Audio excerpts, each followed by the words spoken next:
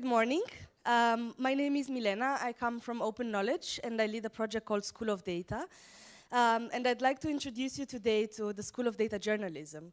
So I don't know if you've been at the festival before, but Open Knowledge Foundation, together with the European Journalism Center, are organizing every year for over 3 years now the School of Data Journalism track within the festival.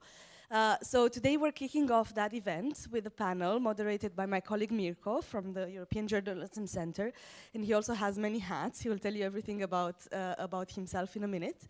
But I just wanted to tell you a little bit about the School of Data Journalism and how you can follow and how you can contribute and what it's all about. So as you see there, it's organized by, as I said, European Journalism Center and Open Knowledge. Each of these organizations has like a data project. EJC runs data-driven journalism, so I encourage you to go on datadrivenjournalism.net and check it out. And we in Open Knowledge run School of Data, so we teach journalists and activists everything about how to use data effectively. So we joined forces this year, as we did the years before, for the School of Data Journalism, and it's really a track within the festival. We're organizing a couple of panels. This is the first one, there's another one tomorrow, and about 9 workshops. And we have topics, everything from how to use sensor data with Arduinos, you must be familiar with Arduinos in Italy, to how to scrape websites, how to use APIs to use Twitter data, how to do mapping and tell stories with mapping, and so on. So we'll be down in Hotel San Gallo, like last year. So I encourage you to come to our workshops and check it out. And if not, you can also follow us on Twitter, DDJ School. You have the hashtag there. So we'll be reporting live, we'll be telling you news and everything. One small addition from last year, we will have, by popular demand, certificates for you guys, and badges and stuff like this. So come to the workshops to check out a bit more the details. With no further ado, I'll pass the mic to my colleague Mirko, who will introduce the panel and will let us know what we're going to talk in the first event of the school. Thank you.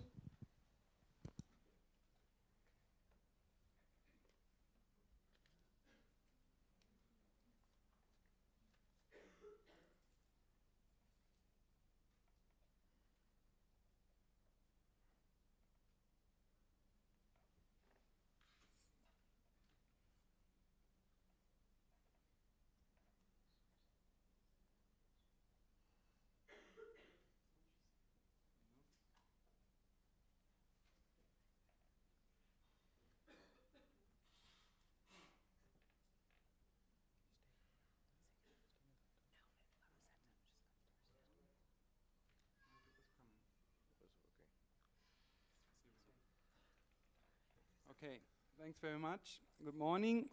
Yeah, regarding the many hats, I'm involved both with a public broadcaster in Germany as being part of the innovation department there for the last 8 years, and involved with a startup called Data Wrapper, where we provide a service for newsrooms.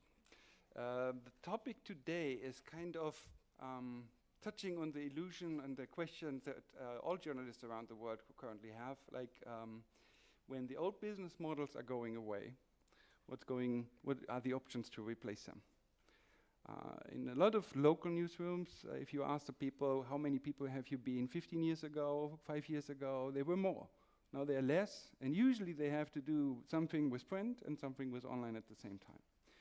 And we've been discussing about data-driven journalism for about 5 years in a different tonality, like adding to computer-assisted reporting, which is much of an older practice.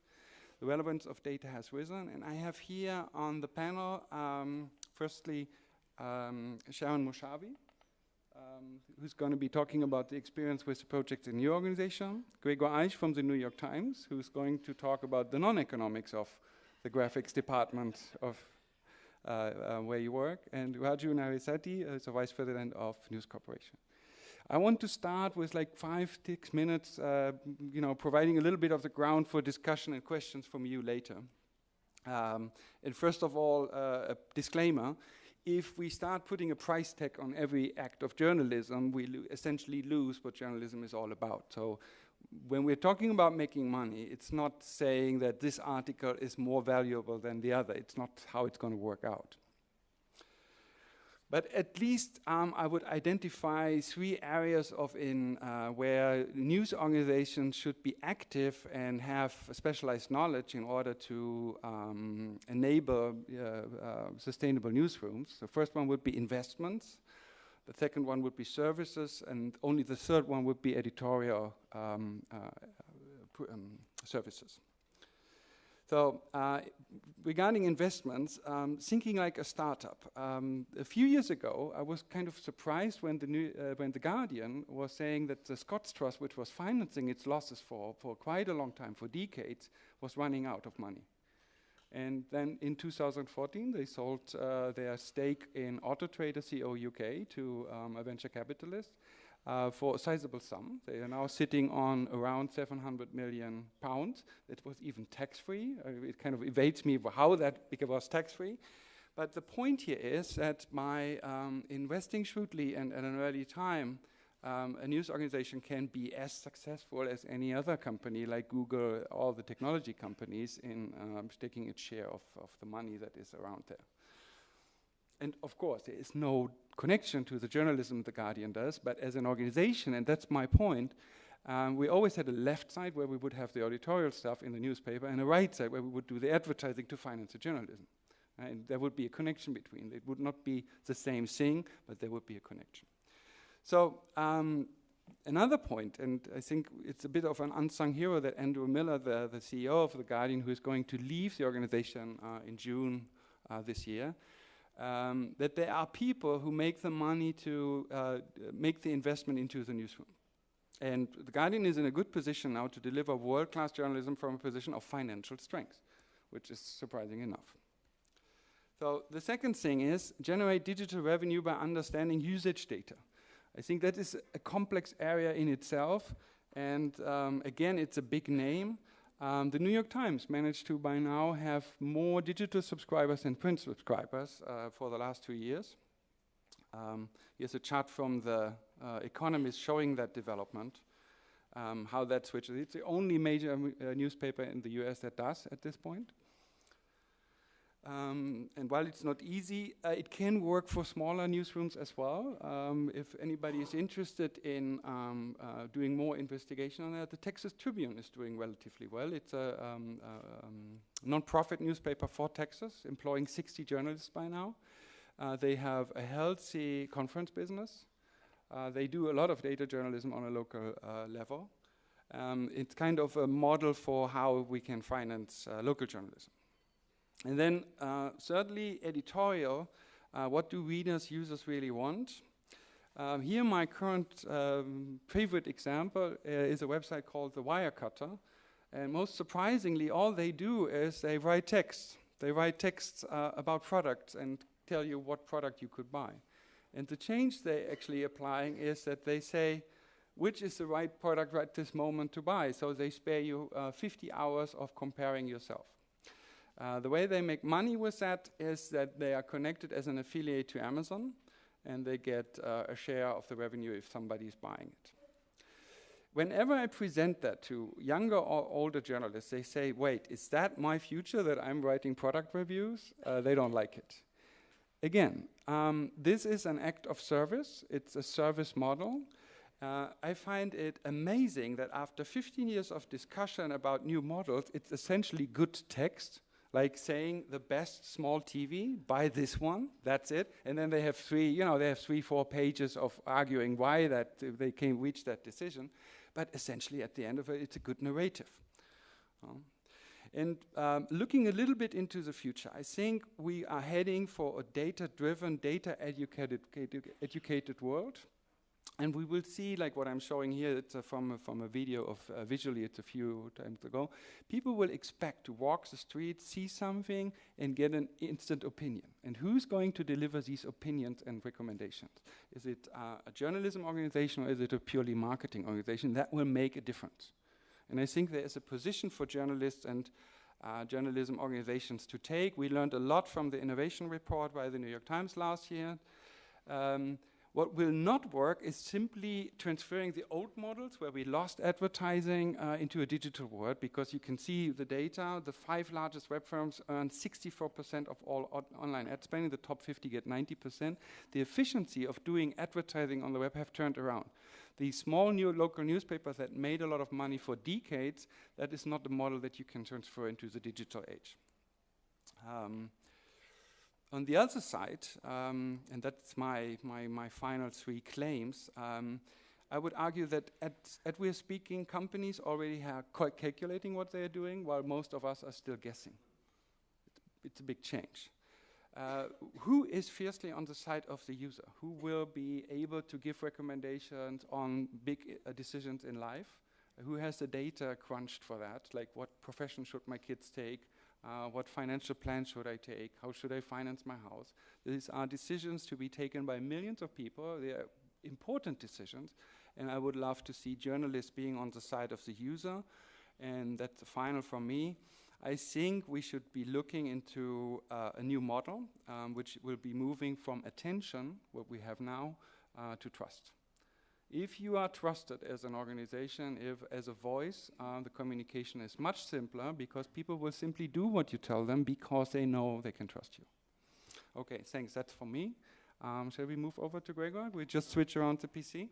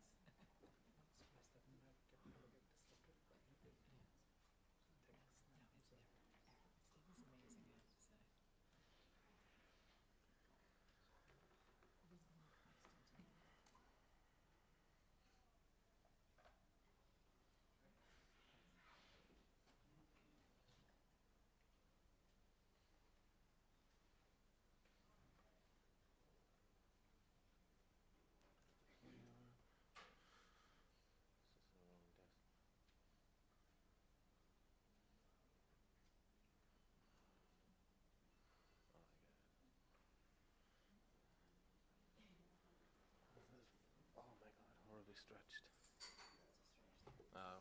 Yeah, this is stretched. Okay.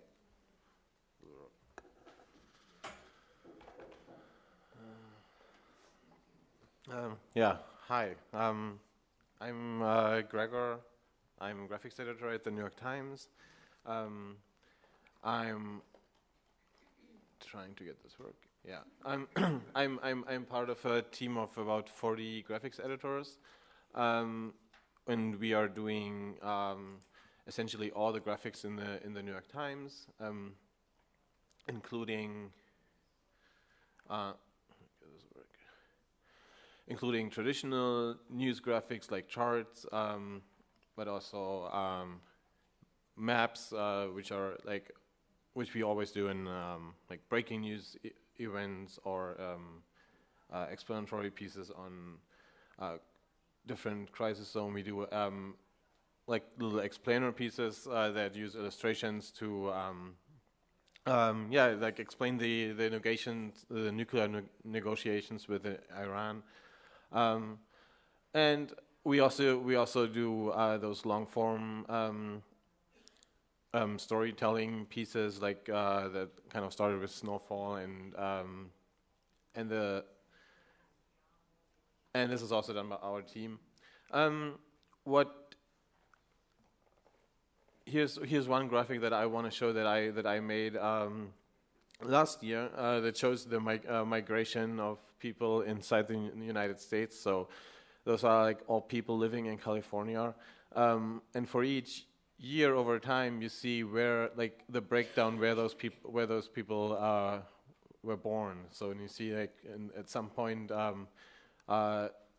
This top line is New York, so this is New Yorkers in living in California, and we did those charts for every state. And the reason I'm showing this chart is this is probably the closest I got to any kind of money making, because we had this idea of turning it into a product. So we went to like those kind of online shop and made all like 50 mugs, and we promoted it on Facebook, but it was just like a fun piece.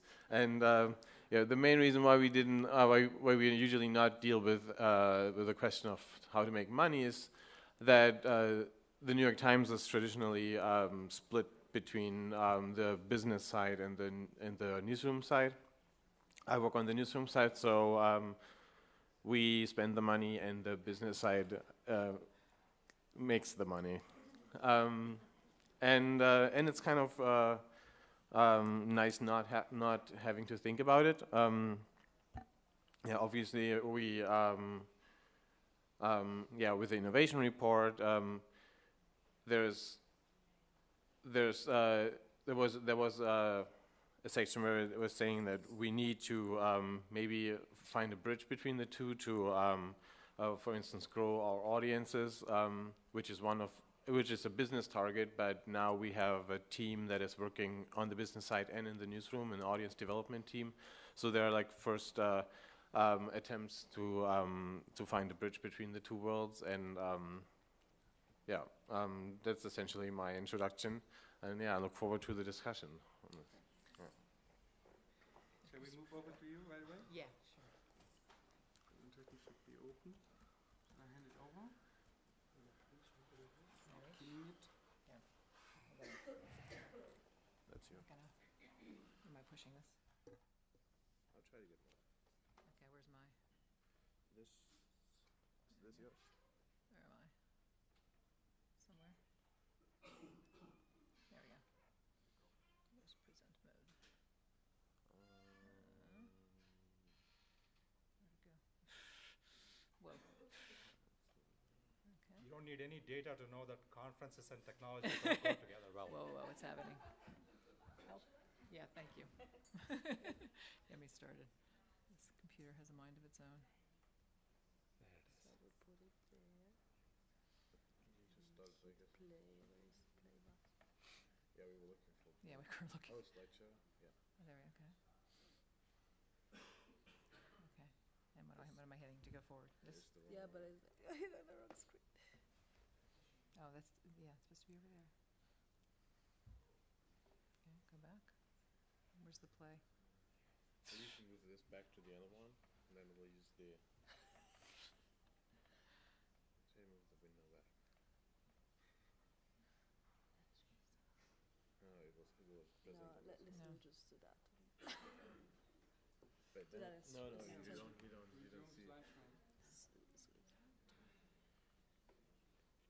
Sì, però se facciamo play lo fa su questo screen invece di quello.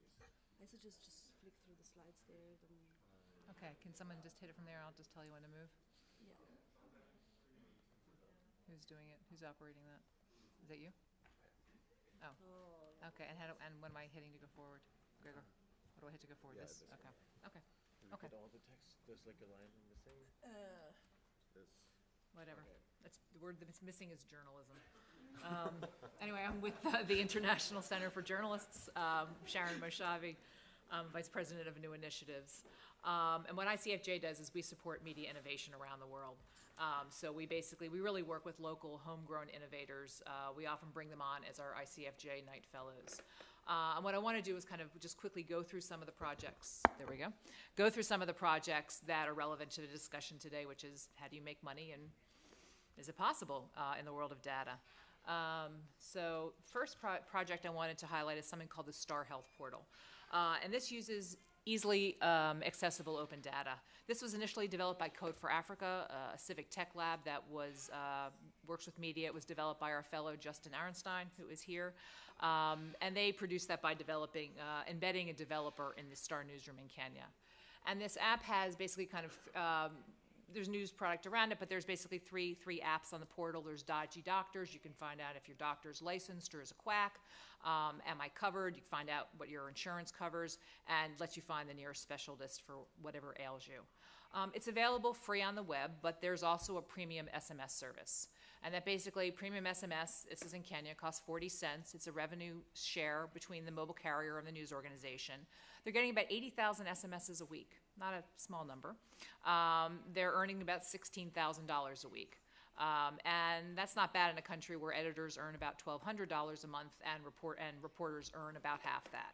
So that money in turn then goes to pay for editorial. It actually pays for the science and health desk. It allowed the Star to create that. And we're actually now working to replicate a version of this with news organizations in Nigeria and in South Africa. Next project I wanted to mention is something called the Medicine Prices Database. This also uses open data, but more difficult to access data. Basically inputs medicine pricing information from 13 countries in Southern Africa. The meds are bought by the governments for hospitals, clinics, that sorts of things. And it analyzes what different countries pay for drugs. They've identified about $410 million in overcharges by pharmaceutical companies, and governments are now actually trying to recoup that. So then the Code for South Africa technically, said, it's a good idea, maybe we can make it better, and they built a public site, a mobile app that helps the public monitor whether they're being overcharged for drugs, and whether there might be a cheaper generic available. That tool has now been bought by NASPER's Media 24, which is the fifth largest media organization on the planet, so not a small group. And their revenue model is based on a premium SMS service. And one reason that's key is because it doesn't cannibalize your advertising. It's a new revenue stream. It's also interesting to note that this project came out of a newsroom experiment to basically demonstrate how so-called boring data can be used to transform news apps. Is it possible? And it was only prioritized for ongoing support actually after a bunch of doctors and members of the media complained when the site actually was taken down when the experiment happened. So they actually put it back up, supply and demand. Sorry, my slides are not as pretty. I'm not a graphics editor, as you can tell. Anyway, we have another tool called Ciazana, and this uses more obscure, hard to find, and hard to analyze data. This is basically a social network analysis tool built by our fellow Friedrich Lindenberg, who I saw somewhere around here. Friedrich, are you here? Have you abandoned? Oh, he's there. Okay, anyway, Friedrich. And he built it for ANSIR, for the African Investigative Networks, which is run by Khadija Sharifa, who I think is somewhere around here too, Khadija, so shout out to you. And basically what Ciazana does is it digitizes court and corporate records in 14 different countries, also uses data from newspaper archives, from land records, mine records. To date, it's mapped about 90,000 politically exposed people in South Africa, so substantial size. It is a free service, but again, there's a revenue model. There's a premium service toolkit launching called Aleph, and that lets you actually mine the data. It's much more interactive. And the target customers there are really corporations, due diligence firms, research firms, credit agency, anybody who really wants that information and is willing to pay for it. The data on Ciazana and Aleph has been used in stories published across Africa and also in other media, Le Monde, Al Jazeera, and as of today in ICIJ and Italy's own L'Espresso, which has a story mapping the Italian mafia's holdings across Africa. And what we're seeing is a lot of sort of what we call south-to-south innovation, a lot of ideas spreading. So this concept isn't confined to Africa. Another organization we work with in Latin America called Podorpedia, founded by our fellow Miguel Paz, they're doing similar work on mining data, looking for ties between politicians and business and illicit networks. And the Aleph revenue model is possible, something that they could do down the line as well. Okay, where am I? No, back. I can't even see. Okay, my slides are so boring I can't tell which one from the other. This is another interesting site, South African site called Open Bylaws. This offers data on municipal laws and ordinances.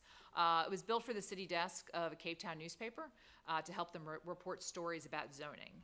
And then they realized, gee, gosh, we have all this digitized ordinance info that nobody else has.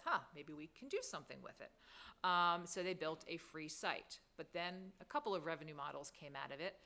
Code for South Africa built this, they sold it as a premium API to Media24. And Media24 in turn is using that data to power their own set of premium, i.e. people pay for it, property data tools on a site they have called Property24. So there's been revenue generated across the board in a couple of these guys. This is a really interesting site. We worked with Voz Data, with La Nacion in Argentina. A shout out to our fellow Sandra Crucianelli, who helped La Nacion build the data team that built this. This is not generating revenue yet, I say yet, but what it does is it harnesses the crowd to analyze data. It's made data analysis, data gathering cheaper, and that's not revenue, but if you spend less, that helps you make more, right? Is that basically how the math works? It also builds engagement, which increases traffic, which leads to increased revenue. It's really just, it's cost-effective data acquisition, and it's focused on engagement.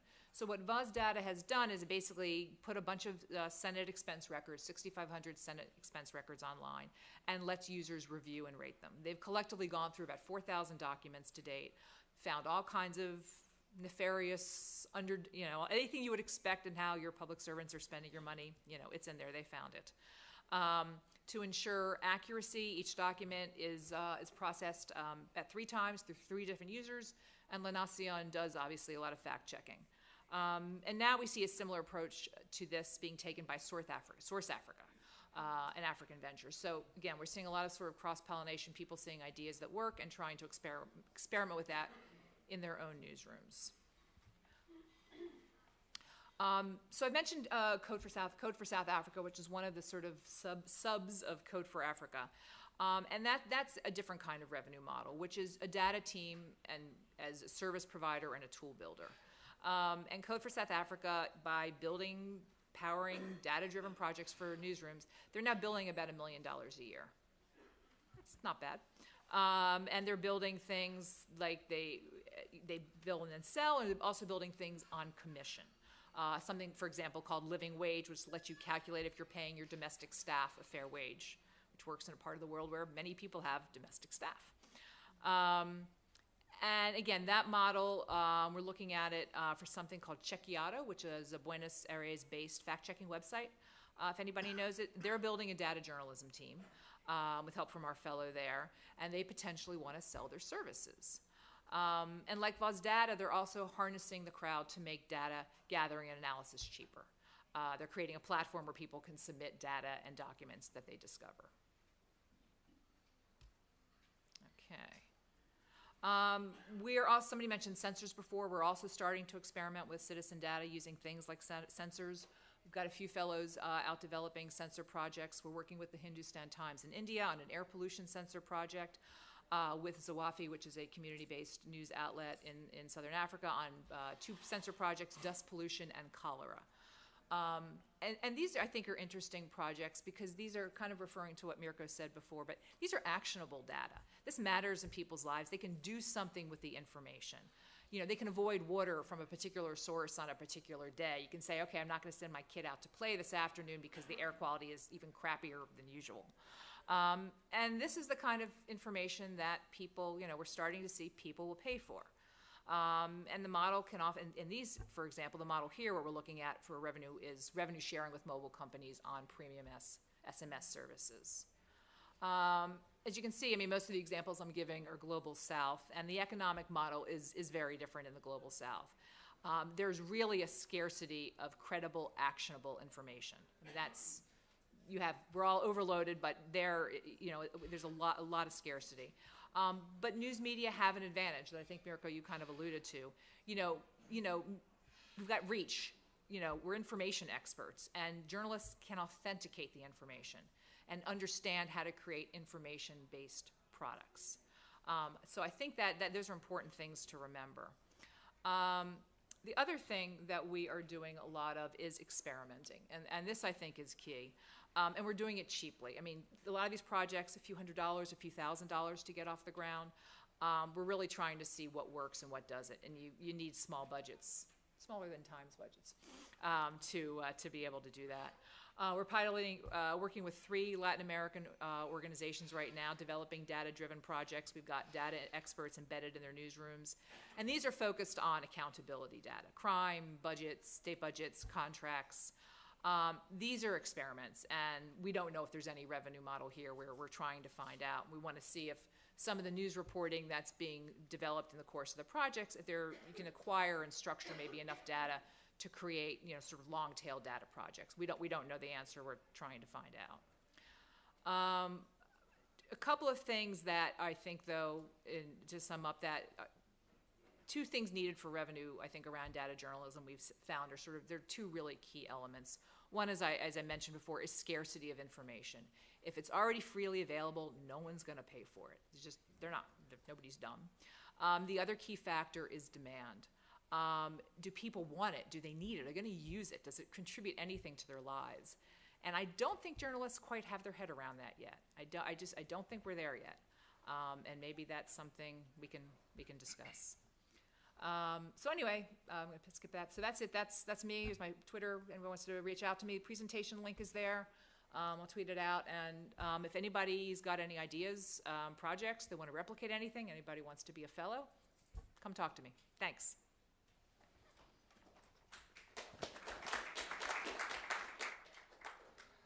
Hi, I'm Raju Narisetti. I work for News Corp. Despite my Italian-sounding name, I'm not Guido Romeo, who's supposed to be here. I'm just filling in for him because he couldn't make it. So I have good news and I have bad news. The good news is I don't have slides, so none of the technology issues will come into play.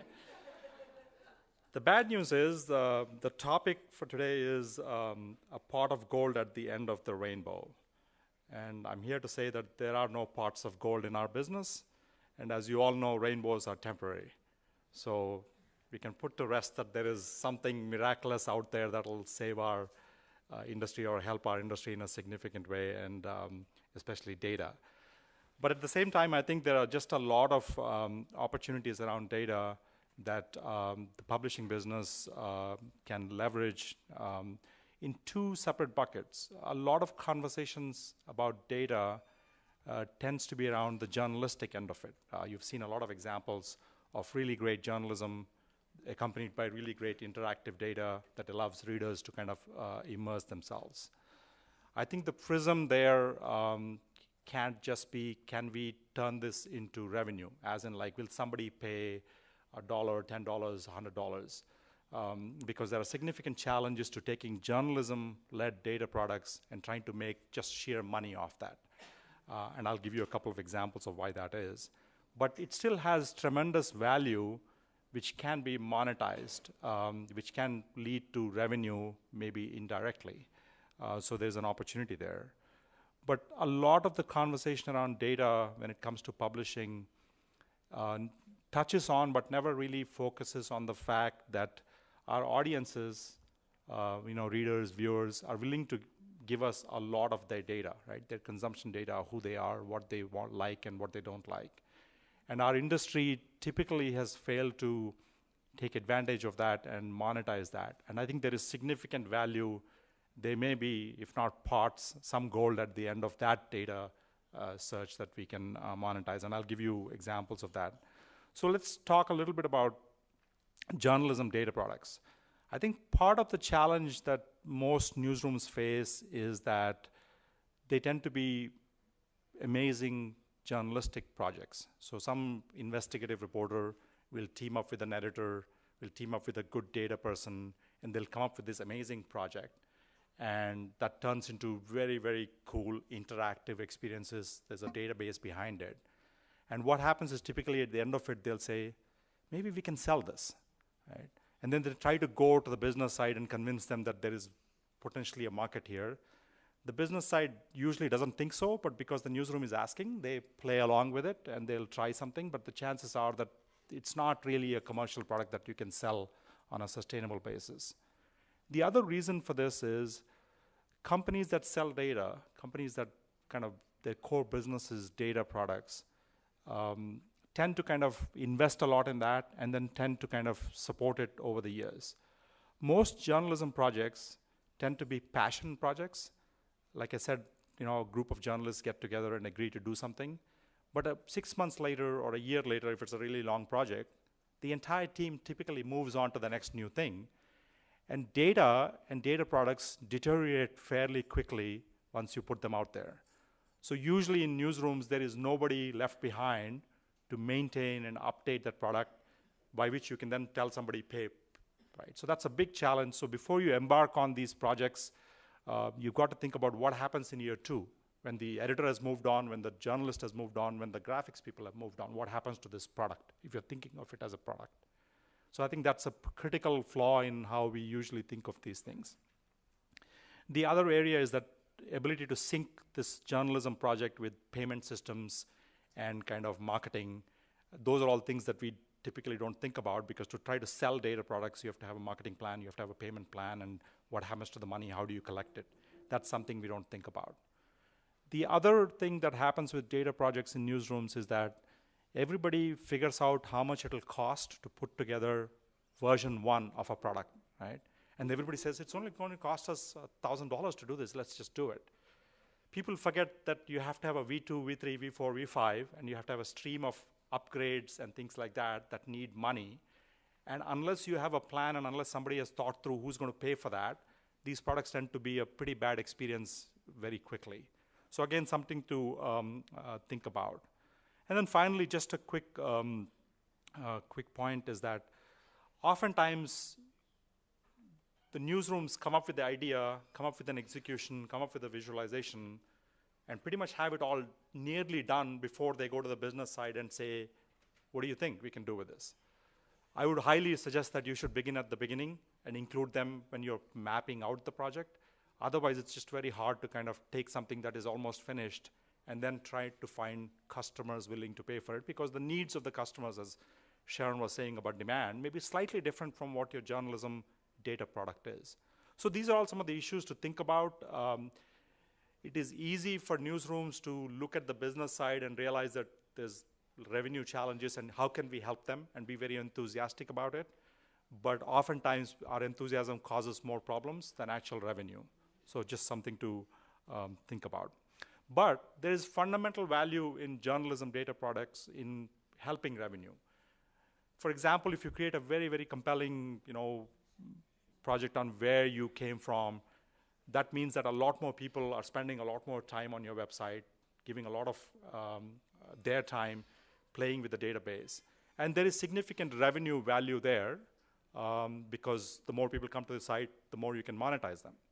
With one catch, if you look at the majority of journalism big projects, they actually sacrifice all revenue because of the user experience. Almost all of them will have full page graphics. They will take out the existing advertising to create templates that actually make no money.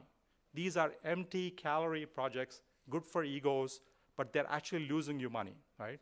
So if you're serious about helping the business side make money, when you come up with templates, make sure that the templates don't take away revenue. Right? This is a huge problem that actually happens because almost every project that you see will be beautiful, will be amazing, but they would have actually taken out the ad positions. They could, anything that has the ability to make money is usually gone from that, right? So rather than try to figure out a way to sell this product, just think of like, can I use this engagement to actually generate more advertising revenue, which is an existing business model, right? So something to kind of really think about. But there's a fundamental value in democratizing data by, used to be that an investigative reporter would look at a database, write 4 stories, and present it to you, right? That was the end of the project. Now, obviously, they will still do that, but they then turn over the database to you for you to kind of use it. So I think there is tremendous value in kind of engagement and bringing readers and keeping them, provided you are actually kind of also helping make money. The second part, and I'll briefly talk about this, is the issue of like thinking about data in terms of a business sense. Our readers are actually giving us, whether they like it or not, often they don't mind, a lot of data. And I think most newsrooms are not really particularly utilizing that to kind of drive revenue. We don't really understand, analyze, and then use audience behavior outside of the newsroom to drive revenue. Simple examples, right? Where people come into the site, whether they come to a sports section and then they go to politics, or whether they come to the homepage or go somewhere else, is very critical data that you can really leverage, because if you know that Sharon always comes to the New York Times through politics, spends some time there, and the next thing she does always is to go to the homepage or go to, let's say, sports or go to Washington coverage. When she's on this page, that's when you, because you know her behavior, that's when you surface relevant articles on those pages because you know she's going to go there. And if it's a paid site, for example, if you come to the Wall Street Journal, we know that you come through sports, but your next stop almost always is politics. But you're not a subscriber. What we are increasingly doing is when you are in sports, we are surfacing 5 politics stories, knowing that you like politics, showing that some of them are locked or keyed, meaning that they have a paywall, and kind of signaling to you that if you had paid for the Wall Street Journal, these stories that you actually like a lot, because we know what you do, we don't tell you that, but we know what you do, will be available to you, right? So that is using data to try to convert somebody who's a casual visitor and reader into a potential subscriber. And that's the kind of data use that I think most publishers need to evolve to, because that's where there's value. There is significant, my personal feeling is there is a whole privacy economy that will emerge where the value of our data, value of our customers is significant to our advertisers and to readers. And if we can monetize that, we don't have to worry about trying to create products that we can sell, because we are usually not very good at that. I'll stop at that.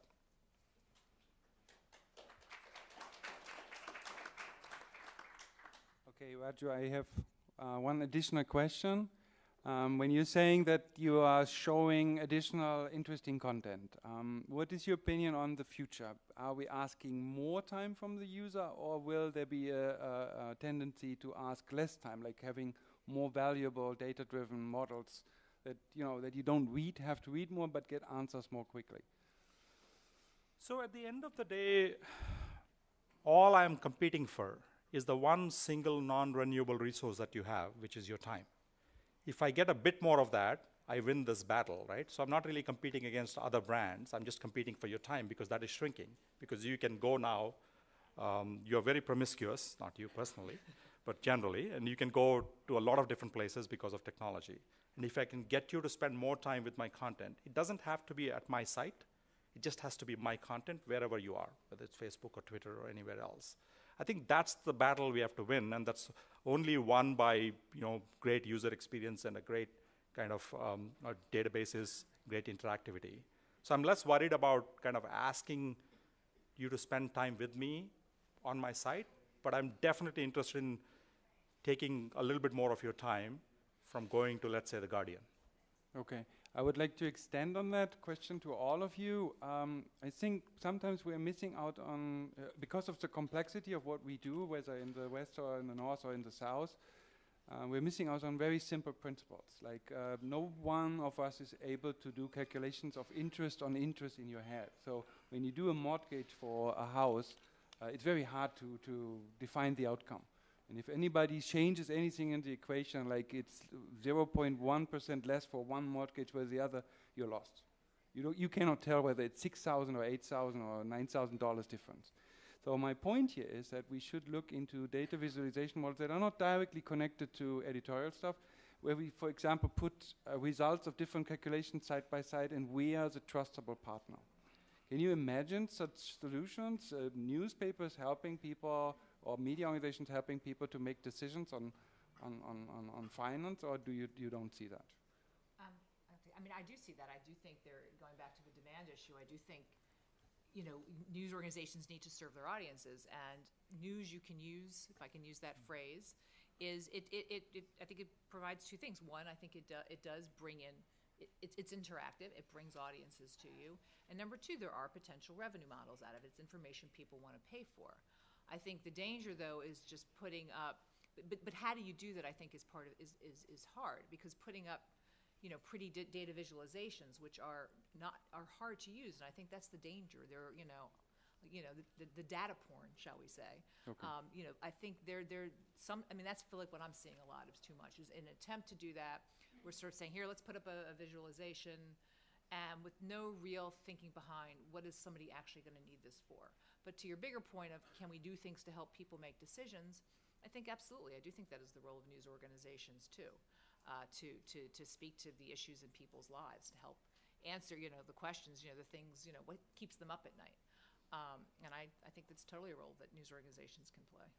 You just brought up something very interesting, which I would pass on to Raju, that simplicity is hard. Like, if you really have this visualization that helps people and it's correct, that is not done in a weekend, right? No. Is that what you share as well? Yeah, I mean, I think engaging user experiences are always hard, and that's why folks like Grigor make a ton of money, because they're very valuable at figuring this out. It's making a pitch for you to get a raise.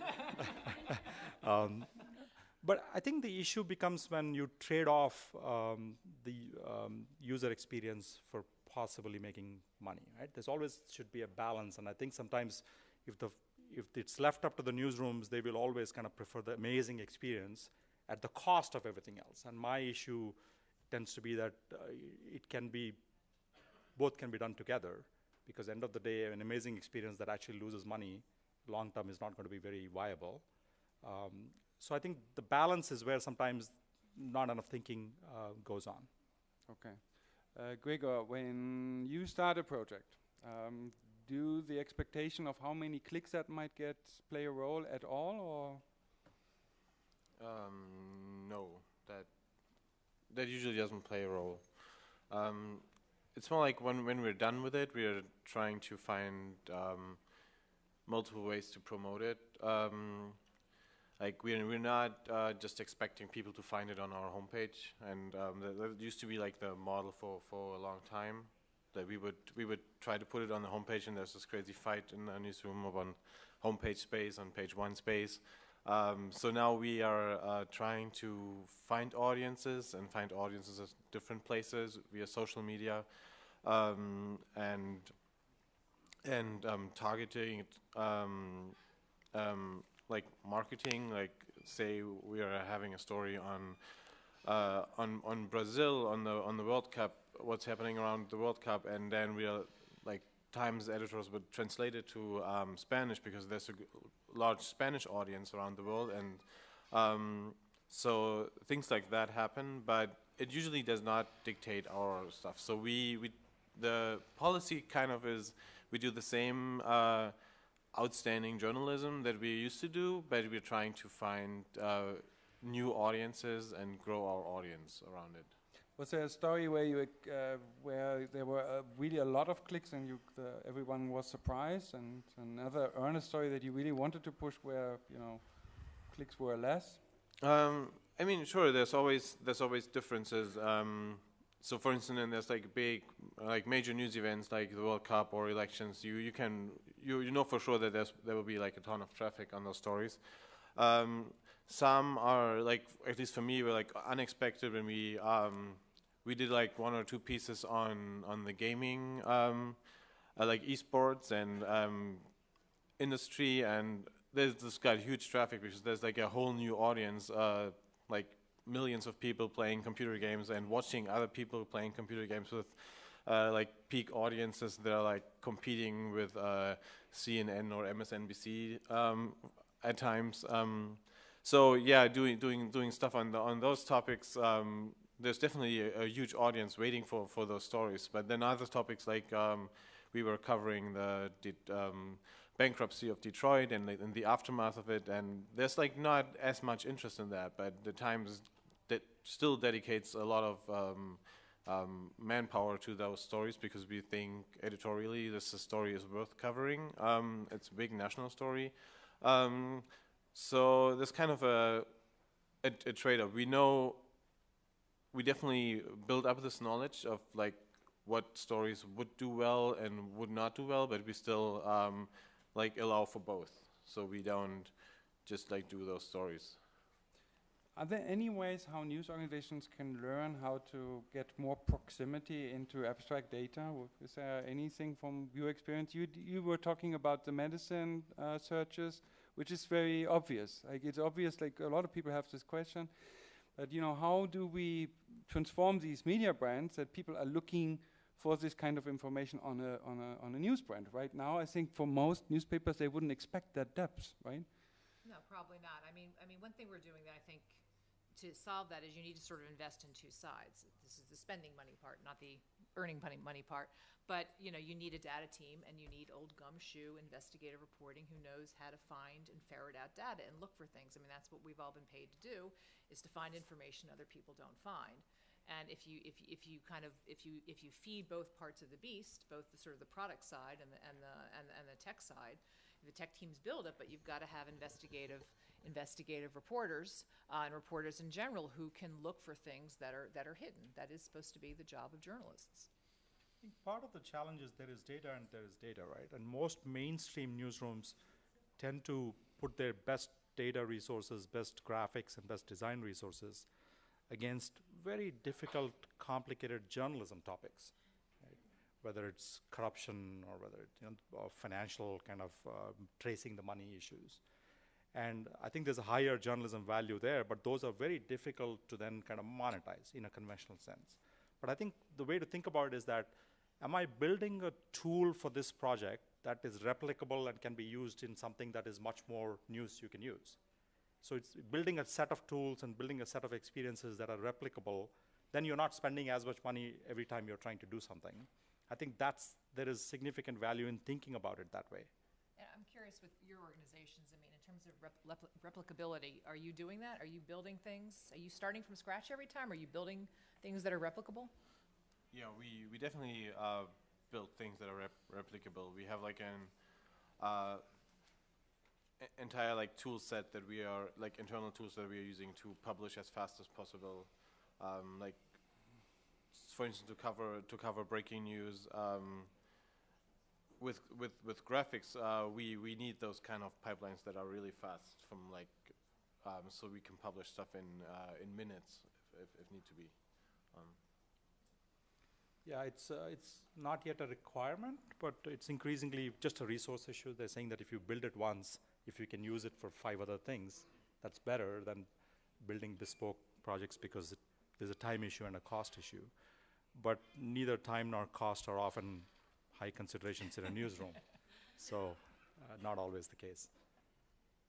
I think there's one scary part whenever a journalist organization starts to look into data and coding projects, like how do I manage that? Because it's kind of looking into a black hole. It could be very costly, could be highly complex. You were touching on, Sharon, the point that most of the projects you do, which are at times very, very successful and can be replicated, don't have big budgets. Yeah.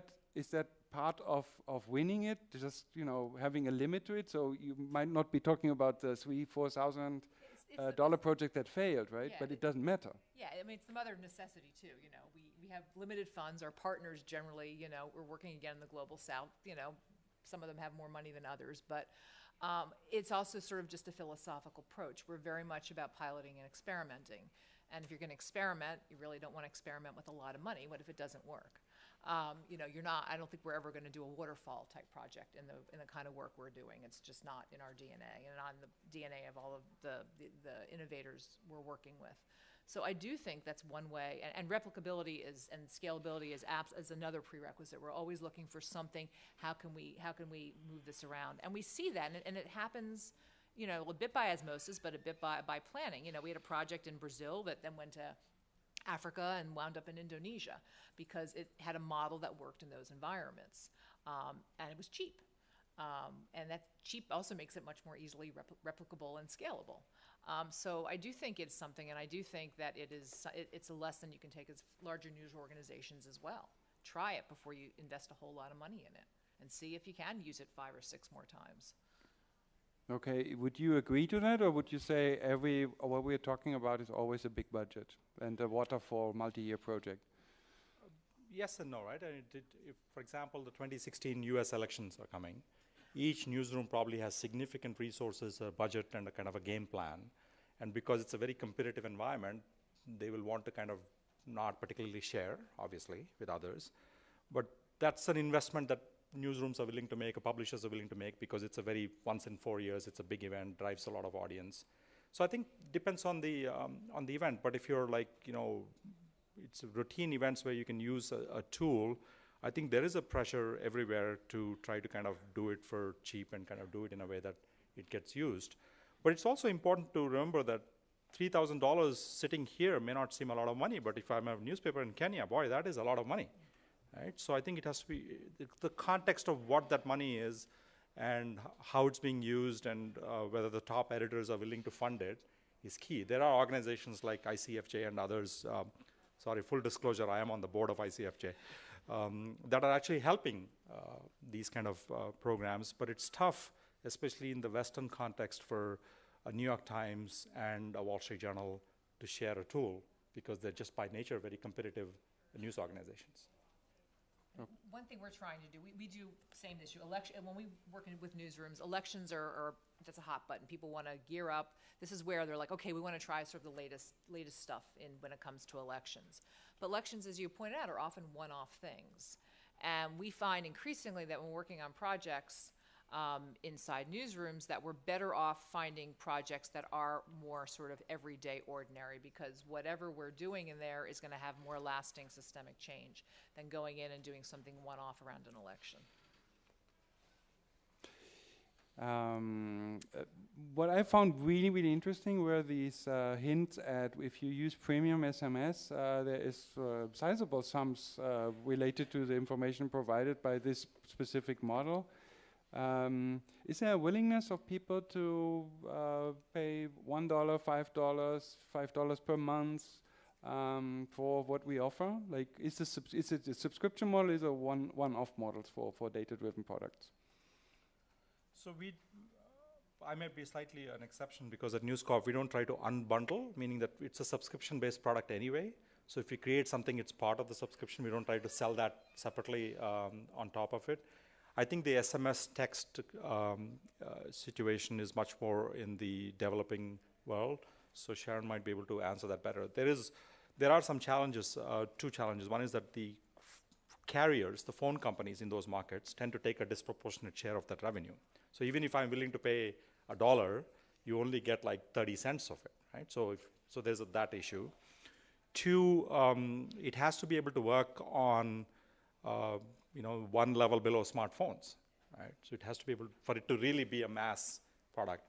And for that, then you have to spend a lot of time and energy making your user experience that much more easier to use. There are bandwidth issues. So on paper, a lot of these projects sound like ideal, but in terms of actually generating consistent, sustainable, growing revenue, still are a small portion of it. But at least, you're making some money off it, I suppose. Yeah, and again, I think context is in a lot of the places we're working, people are more used to using their phones to pay for things also. So the concept that you are making a micropayment or doing it, it's, in Kenya, for example, you have mobile banking. I mean, so it's not a foreign thing to say, I'm going to pay a little more money and use my phone for something. I think in the US, especially, that's a little more, people don't do that. And US publishers have struggled with the whole concept of micropayments, which you guys managed to avoid entirely and bundle.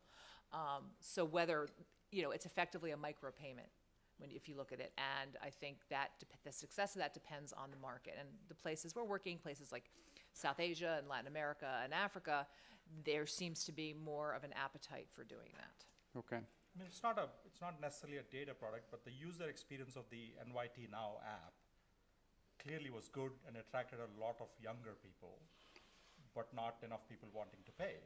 So now the thinking has been, okay, if we are clearly able to attract young people, which is going to be monetizable in the future, why don't we make it kind of free and drive at least that? So I think it's a matter of experimenting. Obviously, New York Times has the resources to take a big bet like that, have 20, 30 people invested in this project, and then 2 years later say, okay, we're going to change course. It's harder, obviously, for smaller newsrooms to make those kind of bets. But like I said, there is no clear path to a pot of gold. It's just a matter of experimenting and trying to see what works and what doesn't. Sometimes you have resources, and sometimes you have organizations like ICFJ willing to do the initial kind of prototype testing and funding that. Yeah, but would you agree that we are currently watching what works, what doesn't for all news organizations as these stories become available, like these experiences, and trying to figure out, once we have replicable models, a lot might change. Towards, like, this is a question to Gregor. In your, at the New York Times, there are more online subscribers than print subscribers, so there are a sizable number of print subscribers. Does that change the web to print, web first equation a bit? Are you producing for web first, or how do you manage the balance between print and online? I mean, our graphics department is definitely one of the departments in the New York Times that did the transition to web first or digital first pretty well. So pretty much all of our graphics are now produced for online, with the web in mind, and a part of those graphics are going in print because obviously we have more space in online than we have in print, and we have faster news cycles, and yeah, so we do everything web first and then go to print from there. Okay. How is that for a News Corp? Web versus print? Yeah, I mean, the content creation engine is the same now, so it's just out of necessity. You can't no longer afford to have a team that produces only for the web and a team that only produces for the for print. Obviously, the priorities and which takes priority tends to be different. A simple example from my days at the Washington Post was that for a while the web team had to ask, can I get this story please, right? The default was you will hold it for print.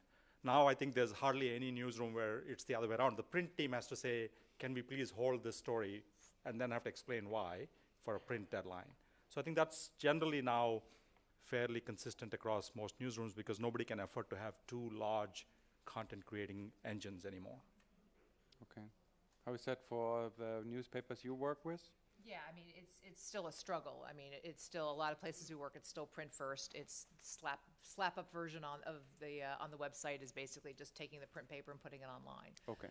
But we're trying to get folks to, and there's a lot of interest in doing that. We work a lot of times in markets with the number 2, number 3 news organization. They're a little hungrier for the change, more willing to sort of shake things up. But getting newsrooms to change is hard. I remember the Knight Foundation did a study a few years ago that showed that news organizations were the industry that is single most resistant to change. If you moved a desk in a newsroom like that, life was over. And I think that is universal, I think, among news organizations, wherever they are. Should we open it up for questions? See if anybody has. Yes, before we, yeah. Any questions from the audience? Quick questions. What is the role of ethics in guiding? Khadija, you might want to wait for the mic so that they can translate your question.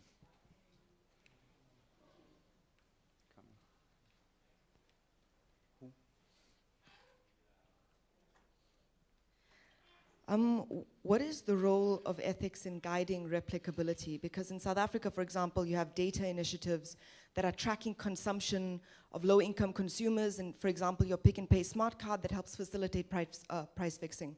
So what is the role of that? Also, due diligence was mentioned. You have private intelligence firms that use these same data systems to help support people that investigative journalists actually want to expose. So should there be ethics guiding replicability? The second question is, outside of tangible revenue, what is the value of intangible revenue? In the United States, comedians like Jimmy Fallon are selected and kept on air because of the second viewership that's online. It doesn't generate very much funding, but they do develop brand value based on those people. And that also seems to be another reason why comedians, South African comedian Trevor Noah might be selected now for The Daily Show. He's got a young audience, a global audience, and an African audience. So those two questions, ethics and replicability, and also intangible revenue. Thank you. I'll take the ethics question. Yeah, obviously ethics are a huge part of anything. I mean, if there are no journalistic ethics, we have nothing. I think if you're talking about data, generating revenue about data products, yeah, if you are selling things to people that you're also investigating, you're creating slippery slopes. There's no doubt. I mean, I think to some extent, maybe that's why, you know, when I think of just theoretically, what are the better products to sell, I feel sort of ethically more comfortable with the news you can use stuff. Where's your doctor? What's the best school? You know, the kind of stuff you need. The projects I mentioned in Latin America, these are 3, you know, accountability-focused projects. One's tracking crime networks, one's tracking other stuff. And I start thinking about the data potential, and I'm thinking to myself, whoa, okay, so let's say we start selling data about, you know, contracting, you know, who's getting what contract to what in Mexico. Gee, I could see a lot of illicit uses for that. So maybe that is not data you want to create a revenue model around. So I do think there need to be careful thinking. And it's a bit of experimenting too. I mean, there's lots of unintended consequences to lots of things. And I think we can try our best, and sometimes we're going to go the wrong way, but I think it's key. Again, if you're experimenting, you can push back. If you've sort of committed a ton to something and you realize, whoa, I've just, you know, let the bad guys have all this information, you're going to be a little less willing to pull back if you've invested a ton in it. There's also a flip side to it, right? That argument is often used, especially by governments, in denying you data. A good example, when I was at the Washington Post, we did this fairly big project called Top Secret America, which kind of really identified all of the top secret locations and how government was increasingly doing a lot of things. And we were going to put the database, and we were going to allow people to put in their zip code and find out if there is a facility near their place and all of that.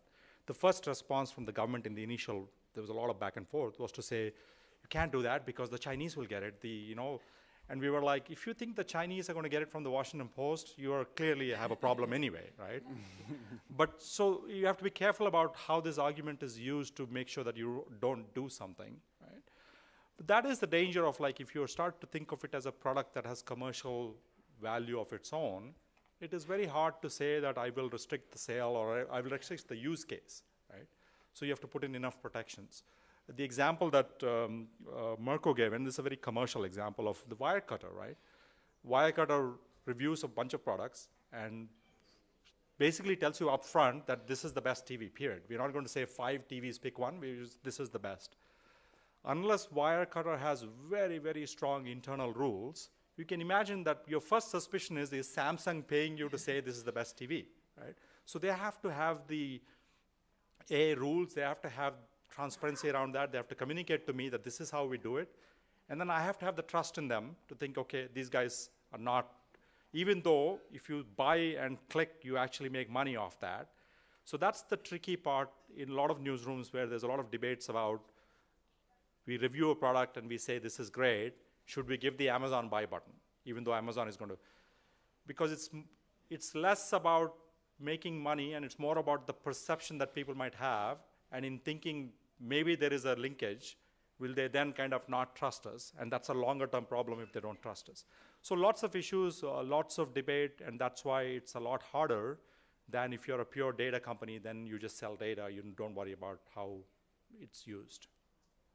I just found that specifically the section where the Wirecutter argues how their model is working, I read the text quite a few times because it's quite short, which is surprising. Like, if I stumble into this website, how quickly can they build trust with just a few sentences?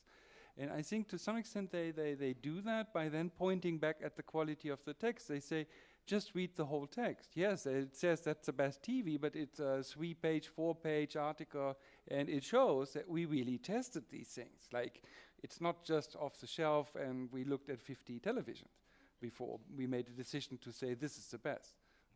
And that is interesting. I think that is these short bursts of text need to be watched.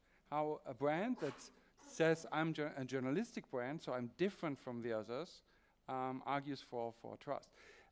When will there be a market for putting a sticker on these pages saying we are not selling your data, like in a stronger sense? Do you see a market for that coming, like solving that ethic questions by being fiercely on the user side? Yeah, like I said, I think there is a privacy economy that hopefully will emerge where a publisher will say, dear reader, this is what we collect from you, this is how we protect it, and by the way, this is the advantage of giving us this data because we serve you better, because we serve you better stories or whatever. Right? I think that conversation is starting to happen in a big way, but for that to happen, a couple of things are precursors, right? One, you've got to be able to collect and protect data. If you have a bunch of third parties like the Outbrains and all these guys on your site who are siphoning off data and reusing that, then you don't have a claim to kind of make that argument, one. Two, you have to have a ability to really understand what this data means. A lot of newsrooms haven't really invested in that yet. Okay. Right? So there are those challenges, I think. And then there is a communication issue of like being able to communicate effectively as to why. Look, people pay the Wall Street Journal or the New York Times, come to us because there is already a trust factor, right? So I think we've got to be able to kind of take advantage of that and say, here is how we are protecting your data, but here's how we are using it. Here's how we don't sell it. For example, News Corp basically came out with a policy that said we don't sell any data to any third parties, right, period, which most sites actually do right now. So I think you've got to have that before you get to your point about a good housekeeping stamp of approval of this site or every page. I don't know about you, though. I never trust any site that tells me as I'm clicking something, we don't sell your data. I never believe it. Okay. Never. So the communication part is going to become critical, and you have to prove it, right? I mean, I can't just tell Sharon that I'm not using it because I am using it in some ways. Yeah. But I have to say, here's how I'm using it. And by the way, Sharon, here's the value you get out of it. Unless she makes that calculation, she will not want to give anything. So you had a second question about the intangible effects of this branding. And I think there's a point. What we see right now is the way, looking at the last 4 or 5 years, The Guardian made a big rise in being an international newspaper, which it wasn't 10 years ago, not to that extent.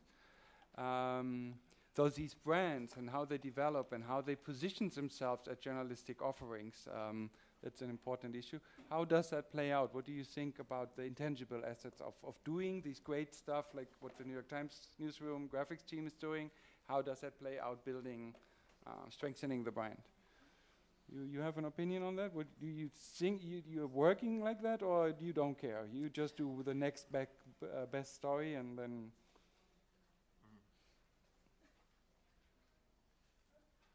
I mean, I think the work we do definitely helps to build this trust in the New York Times brand, of course, but it's not really a thing that or I would think about every day. I'm just trying to do the graphics that I want to do and that I think will help people. There's definitely we're trying to do stuff that's helping the public. You were talking about this like personal decision making, and we already built a tool that's called Rent or Buy that is kind of a web interactive that like you can enter like a lot of information about where you want to move or what kind of house you might want to buy, and then in the end you get a decision if it's better for you to rent it or to buy it. But this is not a product. This is just part of the service you get as a subscriber of the New York Times. So this is one of the examples that I find marvelous and interesting, how they break it down, that the newspaper is able to give this decision by breaking down the data model behind it. Rent or Buy calculator from the New York Times. Your opinion on the intangible effect? I have the opposite opinion, which is that I think most newsrooms have hidden behind the intangibles for a long time. Oh. Because that's why they don't think about revenue, that's why they don't kind of pay attention to cost. They say, this is the New York Times, this is what people expect of us, let's spend a lot of money and do this. Wall Street Journal, sorry, I mean pick on New York Times. So everything has been intangible, right? You can't measure us because we are this, we are producing this amazing journalism, and there's fundamental value in that, and so don't measure anything, right? That's been, up until very recently, that's been the argument most editors have made every year when the budget time comes, right? But I think the issue here is thanks in print that held because it was very hard to connect actual behavior, get the data, and 6 months later you will get readership surveys that were not very useful. In digital, there's no place to hide anymore. So you can't say that I produced this amazing thing and nobody read it, by the way, because you saw the clicks, but it's still worth doing it, right? It is still worth doing it, but if nobody clicked on something you thought it was worth doing, the problem is not the reader, the problem is you, right? You haven't made it engaging enough for them to kind of click on it. So I think it's good that we are measuring a lot. I would argue that no television decision is intangible at all, actually. Well before newspapers, they've been measuring ratings, and they measure every day. So whatever they might say about intangibles are always connected back to some very, very tangible stuff, right? Because if you get 100,000 people more in the 19 to 22 age group by picking a particular comedian, that is completely monetizable. And they do it. They may not articulate it that way. I would argue that I would love to be in the position of television where I measure it across time, age, space. Right? We are still, thanks to digital, we are able to. We are far from worrying about kind of it being measured too much in our business. We're not measuring enough. I still think, you've had that change at the higher levels in news organizations. I think many reporters still are extremely resistant to it, and there's still a feeling that, yes, you can measure it, but is that really measuring the value of what we do? So while, yes, the metrics exist, I don't think everybody necessarily subscribes to their value. And you know, then there's the exponential thing. Maybe only 10 people clicked on my story, but maybe it was the right 10 people. Maybe being the problem. Yeah, you're right. Maybe we need to know better. So I think, I mean, you know, trust me, we are very metrics driven as well. And I agree, getting journalists to recognize that something they've seen as intangible is actually tangible and measurable. There's a lot of resistance to it. It needs to be done, but I think there's also a sense that we've gone, you know, we're cowing too much to the metrics as well, and bowing down to the god of measurement. And again, going to who those 10 people might be, I think there's still people who believe those could be the right 10 people. Maybe we just need to get better at measuring it so we know who those 10 people are. Okay, any other questions? We should ask Justin to talk a little bit about his... Sorry, there was a question. You escaped, Justin. What is progress currently in the market? I'm Dennis Redmond. I teach at the journalism school here at Perugia. And I'm asking, what is the progress in your markets of the evaluating performance of a journalist and linking it to his salary and the number of clicks that he receives? Has that model progressed or evolved in any way in regard to monetization of what he produces? I know that Bloomberg, for example, does this for a portion of the salary of some of their staff. So has this spread at all? And what is the connection to then the end result of the pot of gold after that? So I think because of the skew of the panel towards big brands, Sharon being an exception in the sense that she deals with mostly non-US or non-Western brands. So the answer will be very different if there were people here from like purely digital enterprises, I think. Newspapers have always measured, editors have always kept lists of scoops, page one stories, enterprise stories. They may have never particularly articulated that, but I've been, this is my 25th year or something in this business. At the Wall Street Journal, every editor knew whether they shared it or not, how many page one stories I wrote, right? And that did factor into my raises, not overtly at all. So it isn't like the measuring aspect of it is new to our business. Obviously with digital, the ability to measure much more, faster and more granular has come about. My experience is that in most major newsrooms, while the data is available and maybe some editors actually see it, very few have made the formal linkage between raises, bonuses, and salaries to that issue. But there's a higher level of awareness. So if somebody is performing in their break, writing a lot of stories and producing a lot of, the people who decide your salaries know that for sure. I don't think it's particularly directly linked. There are some efforts in the unlikely in most major newsrooms, because typically the way it works is that an editor will get, they'll say this year based on everything, you're getting 3% for the entire newsroom. How you allocate it to individuals is up to you. That's your total. So that's where the variance has come.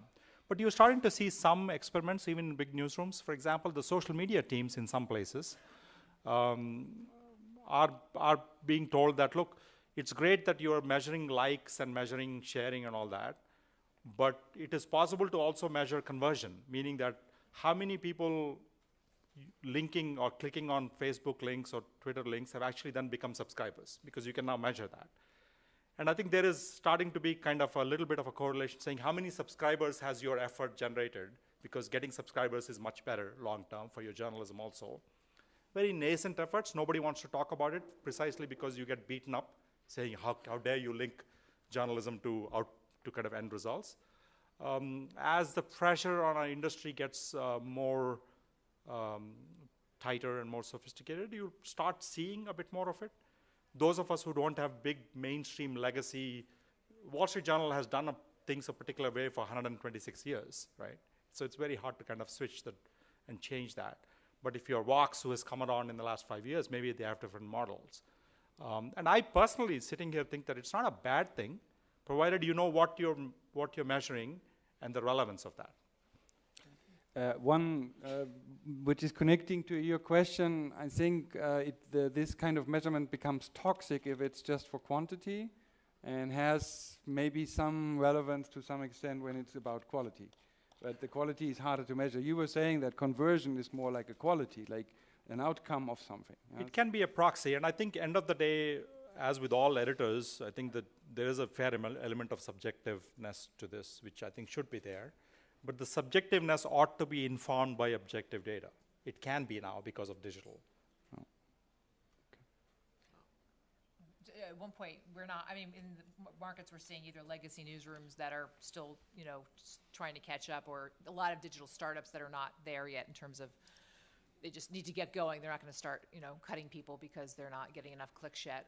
One thing we saw, kind of an aside, but interesting, at the Star in Kenya, the newspaper, where we did these data journalism projects with an embedded developer, really trying to build teams around that. And this is I think the second largest news organization in Kenya. They instituted into their performance reviews that every journalist had to acquire data journalism skills. They saw the value to it. I mean, they had different ways of measuring it. Not everyone was going to have the exact same skills, but they saw the need for that, and they built that into their performance reviews, which in turn is going to affect your salary. So that's another way that is a little less just how many clicks did you get, but that ensures that you're getting your journalists to sort of be on the same page, and the page you need, the direction you need to go. That's been an interesting thing to see. I think the principle, sorry, did you want to add something? No, I think the principle that in 2015, the definition of journalism ought to be expanded to say that it is my job as a journalist to get more people to read my journalism is not, I don't think anybody can argue against that, right? All I'm saying is if you're creating something, then what is wrong in saying I want more people to consume what I'm creating? And the newsroom will give you the tools to help you get more people to read your journalism. In the old print world, there is a department called circulation marketing, which goes out and brings people to become subscribers. In the digital world, there is a department called marketing, but it is nobody's job to bring people to your story but yourself, pretty much. So nothing wrong in thinking about journalism as also saying, as part of a journalist, I want more people to read what I produce. And that can be measured. There can be tools to help. And I think it doesn't go against any notions of what journalism is or isn't by measuring that. So I guess we will have new sessions starting at the full hour. Thanks very much, everyone, for attending. Thanks for being on the podium. If there are any questions to people on the podium, please come over. Thanks very much. Have a good day.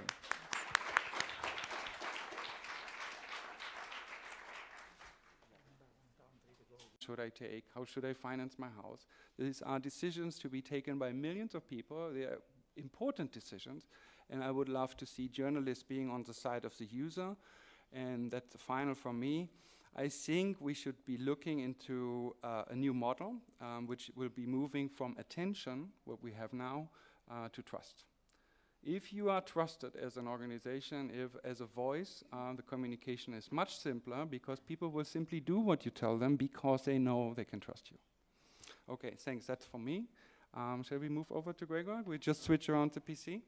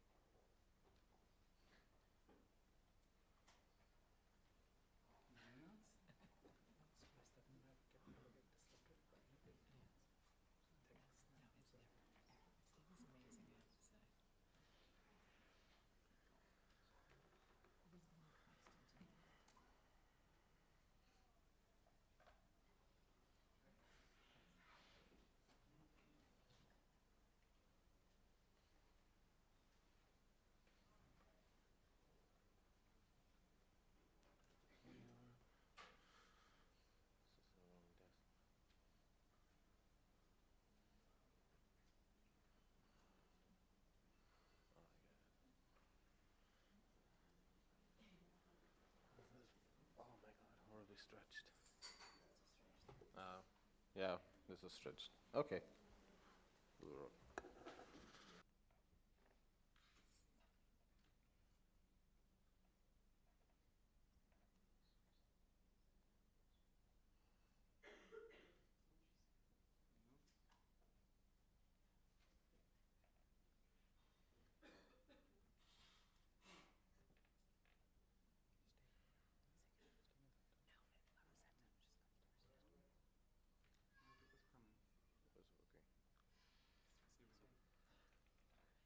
Okay, thanks very much. Good morning.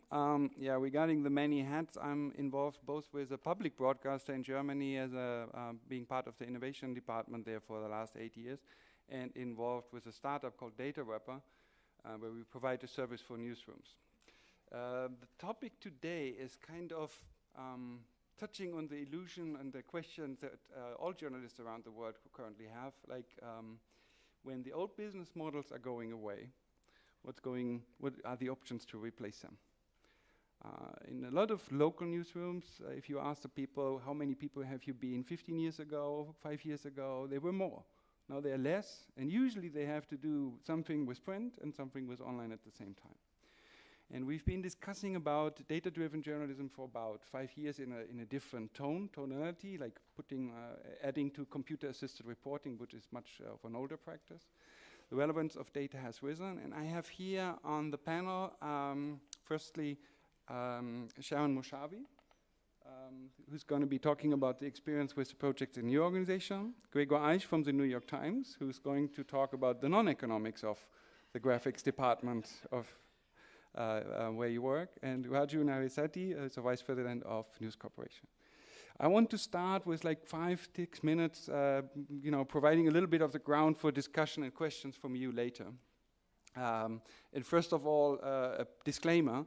If we start putting a price tag on every act of journalism, we essentially lose what journalism is all about. So when we're talking about making money, it's not saying that this article is more valuable than the other. It's not how it's going to work out. But at least I would identify 3 areas where news organizations should be active and have specialized knowledge in order to enable sustainable newsrooms. The first one would be investments. The second one would be services, and only the third one would be editorial services. So regarding investments, thinking like a startup. A few years ago, I was kind of surprised when the Guardian was saying that the Scots Trust, which was financing its losses for quite a long time, for decades, was running out of money. And then in 2014, they sold their stake in Autotrader CO UK to a venture capitalist for a sizable sum. They are now sitting on around £700 million. It was even tax-free. It kind of evades me how that was tax-free. But the point here is that by investing shrewdly and at an early time, a news organization can be as successful as any other company like Google, all the technology companies, in taking its share of the money that is around there. And of course, there is no connection to the journalism the Guardian does, but as an organization, and that's my point, we always had a left side where we would have the editorial stuff in the newspaper, and a right side where we would do the advertising to finance the journalism. And there would be a connection between. It would not be the same thing, but there would be a connection. So another point, and I think it's a bit of an unsung hero, that Andrew Miller, the CEO of The Guardian, who is going to leave the organization in June this year, that there are people who make the money to make the investment into the newsroom. And The Guardian is in a good position now to deliver world-class journalism from a position of financial strength, which is surprising enough. So the second thing is generate digital revenue by understanding usage data. I think that is a complex area in itself, and again, it's a big name. The New York Times managed to, by now, have more digital subscribers than print subscribers for the last 2 years. Here's a chart from the Economist showing that development, how that switches. It's the only major newspaper in the US that does at this point. And while it's not easy, it can work for smaller newsrooms as well. If anybody is interested in doing more investigation on that, the Texas Tribune is doing relatively well. It's a non-profit newspaper for Texas, employing 60 journalists by now. They have a healthy conference business. They do a lot of data journalism on a local level. It's kind of a model for how we can finance local journalism. And then thirdly, editorial. What do readers, users really want?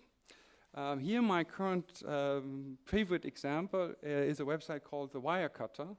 And most surprisingly, all they do is they write text. They write texts about products and tell you what product you could buy. And the change they're actually applying is that they say, which is the right product right this moment to buy? So they spare you 50 hours of comparing yourself. The way they make money with that is that they are connected as an affiliate to Amazon, and they get a share of the revenue if somebody is buying it. Whenever I present that to younger or older journalists, they say, wait, is that my future, that I'm writing product reviews? They don't like it. Again, this is an act of service. It's a service model. I find it amazing that after 15 years of discussion about new models, it's essentially good text, like saying the best small TV, buy this one, that's it. And then they have 3-4 pages of arguing why that they can reach that decision. But essentially, at the end of it, it's a good narrative. And looking a little bit into the future, I think we are heading for a data-driven, data-educated world. And we will see, like what I'm showing here, it's from a video of visually, it's a few times ago. People will expect to walk the street, see something, and get an instant opinion. And who's going to deliver these opinions and recommendations? Is it a journalism organization, or is it a purely marketing organization? That will make a difference. And I think there is a position for journalists and journalism organizations to take. We learned a lot from the innovation report by the New York Times last year. What will not work is simply transferring the old models where we lost advertising into a digital world, because you can see the data. The 5 largest web firms earn 64% of all online ad spending. The top 50 get 90%. The efficiency of doing advertising on the web have turned around. The small new local newspapers that made a lot of money for decades, that is not the model that you can transfer into the digital age. On the other side, and that's my final 3 claims, I would argue that at we're speaking, companies already are calculating what they're doing, while most of us are still guessing. It's a big change. Who is fiercely on the side of the user? Who will be able to give recommendations on big decisions in life? Who has the data crunched for that? Like, what profession should my kids take? What financial plans? Good morning. My name is Milena. I come from Open Knowledge, and I lead a project called School of Data. And I'd like to introduce you today to the School of Data Journalism. So I don't know if you've been at the festival before, but Open Knowledge Foundation, together with the European Journalism Center, are organizing every year for over 3 years now the School of Data Journalism track within the festival. So today we're kicking off that event with a panel moderated by my colleague Mirko from the European Journalism Center, and he also has many hats. He will tell you everything about himself in a minute. But I just wanted to tell you a little bit about the School of Data Journalism and how you can follow and how you can contribute and what it's all about. So as you see there, it's organized by, as I said, European Journalism Center and Open Knowledge. Each of these organizations has like a data project. EJC runs data-driven journalism, so I encourage you to go on datadrivenjournalism.net and check it out. And we in Open Knowledge run School of Data, so we teach journalists and activists everything about how to use data effectively. So we joined forces this year, as we did the years before, for the School of Data Journalism. And it's really a track within the festival. We're organizing a couple of panels. This is the first one. There's another one tomorrow. And about 9 workshops. And we have topics, everything from how to use sensor data, with Arduinos. You must be familiar with Arduinos in Italy. To how to scrape websites, how to use APIs to use Twitter data, how to do mapping and tell stories with mapping and so on. So we'll be down in Hotel San Gallo like last year. So I encourage you to come to our workshops and check it out. And if not, you can also follow us on Twitter, DDJ School. You have the hashtag there. So we'll be reporting live, we'll be telling you news and everything. One small addition from last year, we will have, by popular demand, certificates for you guys, and badges and stuff like this. So come to the workshops to check out a bit more the details. With no further ado, I'll pass the mic to my colleague Mirko, who will introduce the panel and will let us know what we're going to talk in the first event of the school. Thank you.